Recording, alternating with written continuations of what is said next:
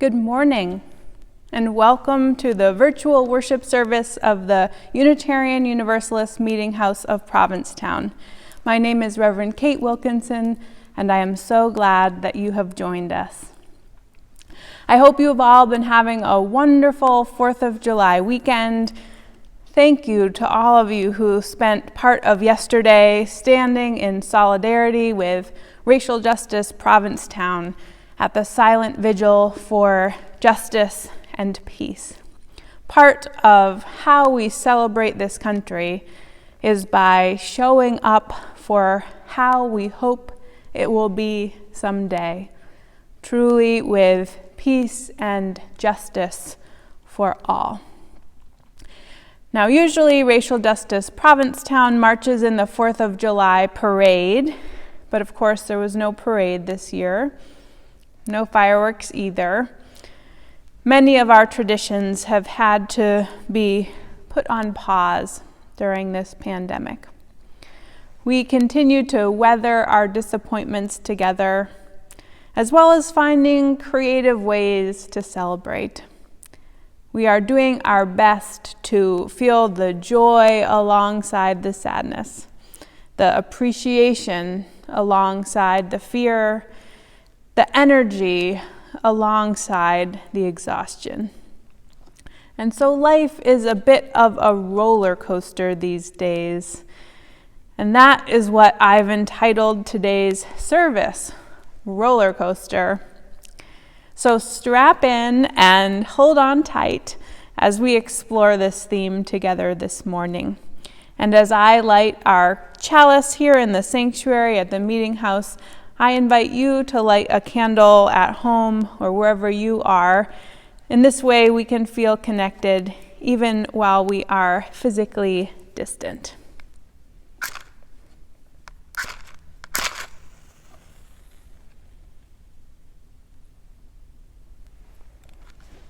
Take two.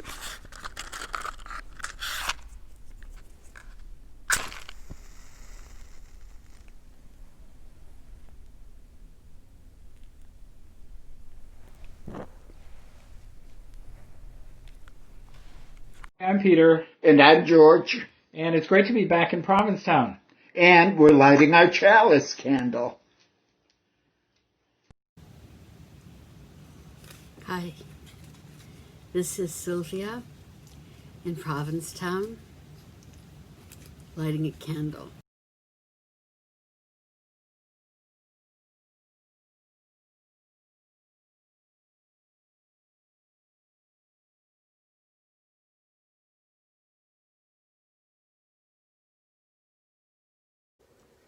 This is Ellen Roddersman lighting a candle in Longmont, Colorado.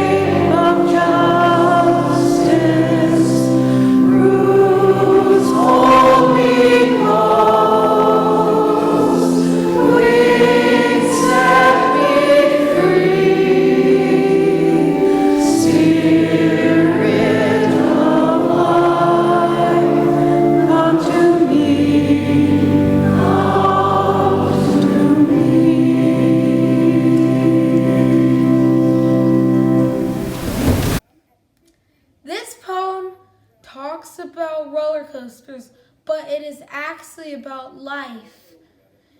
Because in life, there are so many twists and turns and ups and downs. One day you can be jumping with glee, and the next day you can be Mr. Frowny Face. Anyways, here is the poem. Life is a roller coaster ride, or a game of Jekyll and Hyde. It slows at times, speeds at times, scares at times, thrills at times.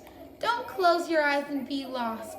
Don't hang on till pangs of past. It's going to pain until game lasts.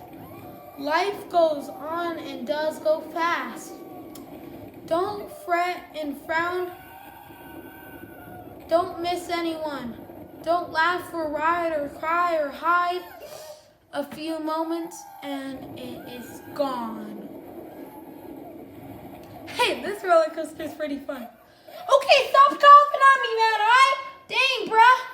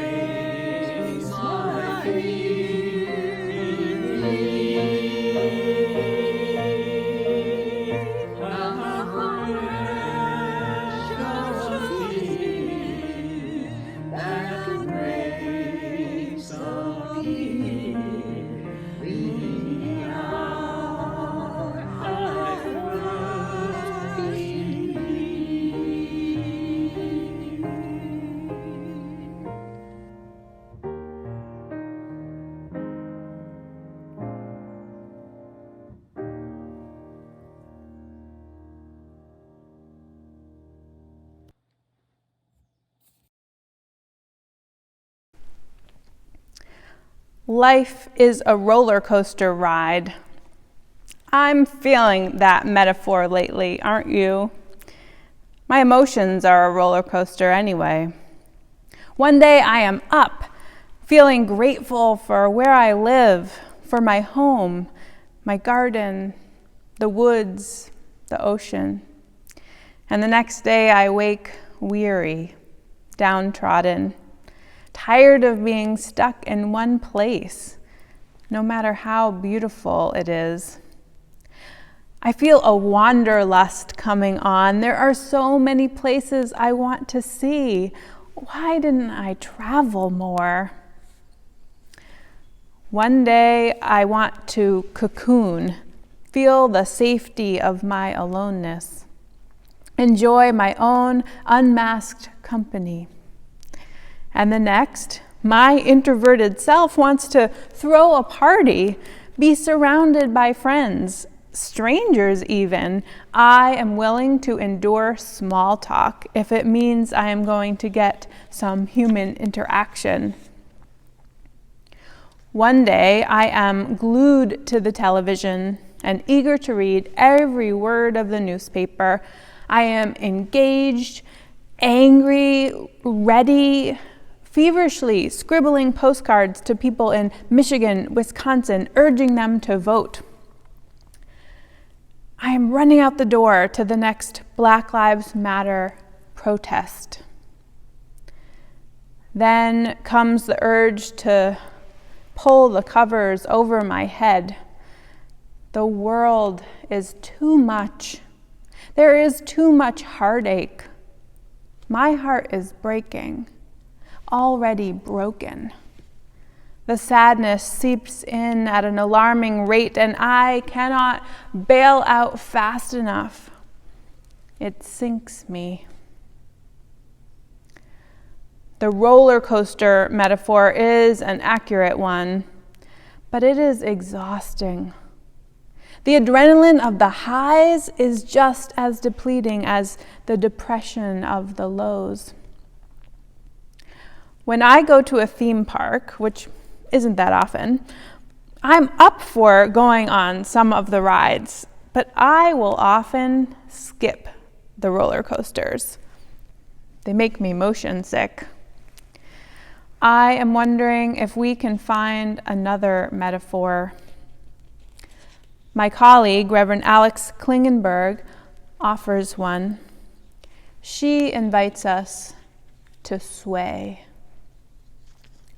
I go in and out, don't you? She asks. Into flow and gratitude, and out of it again. Into grief and hopelessness, and out of it again. Into routine, cooking, walks, connection, and then into bed, the bath, my head, my tears. These days call for the ability to sway, she says, sway into reality, sway into empathy, and back again.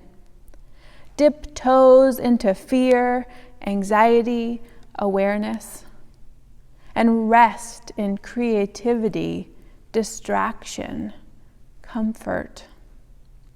We go in and out like tides, creating our own slow rhythms, finding the pulse of survival. I feel like swaying might be a more sustainable trajectory than the roller coaster. It recognizes the ups and downs, the cycles, the needs for rest and for engagement, but it doesn't require the same dropping out of the gut, the same level of intensity. I feel like I can dip my toes into fear, anxiety, and awareness without losing myself entirely. And it's important to recognize that this risk-taking is part of living, even before the pandemic time. That if we are not feeling and risking, we are not growing, not learning, not contributing. And this time we are in, it's asking us to stay home, but it's also asking us to participate, right? We can't just watch from the sidelines. Our faith is calling us to do more than that. Even if we are not leaving our houses, we're being asked to put some emotional skin in the game. I'm recognizing right now that the pandemic is not the only roller coaster we are on. We are also on a roller coaster of engagement with the systemic racism in our country, with the Black Lives Matter movement, with the upcoming election. The truth is that those of us with white privilege might want to dip our toes in and then retreat as soon as it gets tiring or challenging. We might be ready for this period of unrest in our country, this pandemic time, to be over, even if returning to the status quo means that nothing gets changed. In her Berry Street essay at General Assembly last week, Reverend Kimberly Quinn Johnson said, "In our communities, there is a yearning to lean into a new normal, whatever this new normal may look like." I get it, she says. We want an even keel. Organisms tend toward homeostasis, and we are no different. But what I am asking us to do, she says, is to hang out for a while in our discomfort, squirm a little, to be creative. When I lead workshops that I expect will be challenging, Kimberly says, I remind people of the safety comfort zone. This is where our training and skills and talents have carried us and are put to good use. It's nice to be comfortable, confident, she says, but there's no incentive for change when we are comfortable and confident. There is little to encourage growth in this comfort zone. Outside of this safety zone, Kimberly says, there is an outer limit, beyond which is the danger, panic zone. There is little growth here either, because we are too stressed mentally, physically, or emotionally to be open. In the danger zone, we are in survival mode. We can't catch our breath. We can't think clearly. We can't move. Our amygdala, that lizard brain, is in overdrive. Our walls are up, and all we want to do is return to safety, a new normal. But between the two, Kimberly says, between safety and danger, there is a sweet spot where we are open to learning and change and growth.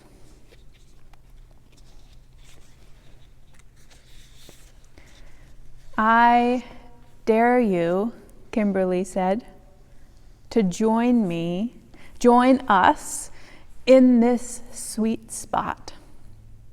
As individuals, it will be different for each of us, and it will shift, widen, and narrow at times. As a community of faith, let's find it together, drawing each other into a deeper and more authentic relationship. Her words really stuck with me, and I am trying to envision that sweet spot of faithful engagement. So I invite you to choose the metaphor that works for you: roller coaster, swaying, tides, comfort and danger zones. They are all tools to help us navigate these challenging times, to recognize that we cannot live at full speed ahead at all times. There must be times of rest and renewal, the comforts of the familiar. To recognize, too, that we cannot hide in the bubble of our comfort zones all the time either. That we must take some emotional risks, feel some discomfort in order to grow, to learn, and to help our community thrive. I go in and out, don't you? Into flow and gratitude, and out of it again. Into grief and helplessness, and out of it again. Into routine, cooking, walks, connection, and then into bed, the bath, my head, my tears.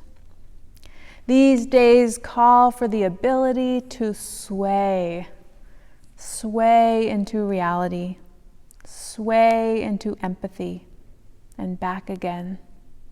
Dip toes into fear, anxiety, awareness, and rest in creativity, distraction, comfort.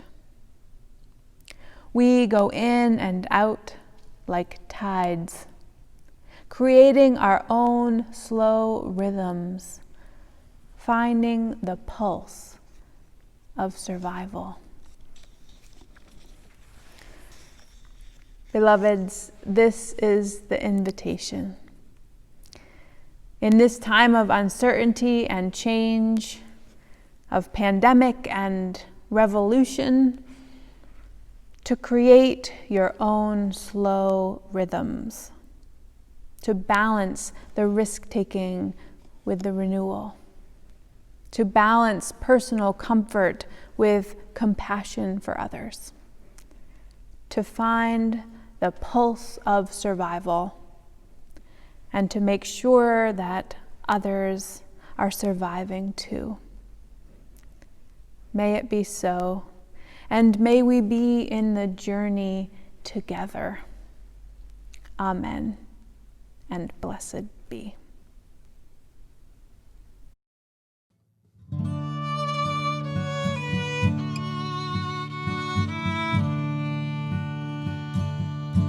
It's okay to be weird, it's okay to be wild, it's okay to be joyful like a child. It's okay to be odd, it's okay to be loud. Keep on laughing and keep standing proud. Do things your way, it's okay, it's okay. Do things your way, it's okay.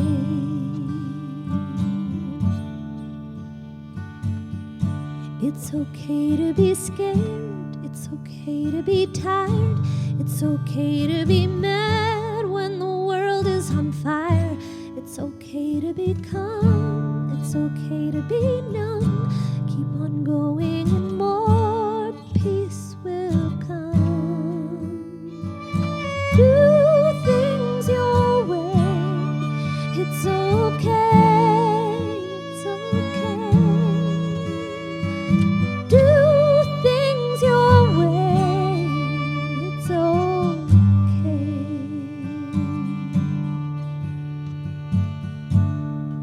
It can be hard just being you. Remember you're fine, whatever you do. It's okay to say yes, it's okay to say no. It's okay to love and let it show. It's okay to hold back, okay to take risks. You can't lose the right to exist. Do things your way, it's okay.